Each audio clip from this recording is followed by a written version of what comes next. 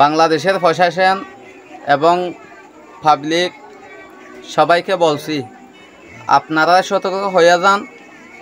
আপনাদেরকে ওরা আক্রমণ করবে, কারণ আপনাদেরকে সেনাবাহিনী পাহারা দেবে না। ওরা কীরকম জাতি আমরা জানি। মগ জাতি, যে রেখাইন জাতি আছে, ওরা অনেক খারাপ জাতি আমরা জানি। আমাদেরকে রাত্রি আমাদের এক গ্রাম ওদের চেয়ারম্যান ছিল মগ রেখাইন, উনি ডাকার পরে সবাইকে এক জায়গায় দলা করে আগুন দিয়ে জ্বালি পুড়িয়ে মারছে, ওগুলো আমরা জানি।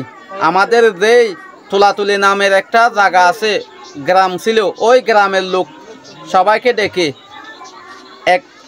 এক জায়গায় বালুস বিষে এনে ওদেরকে সবাইকে জমা করে আগুন দিয়ে মারছিল।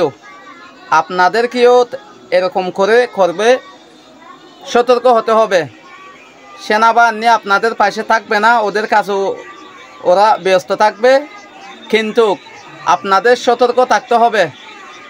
রেখাইন জাতি কীরকম জাতি আমরা মায়ানমার থেকে যারা আরকান থেকে রোহিঙ্গা আছি সবাই জানে। আপনারা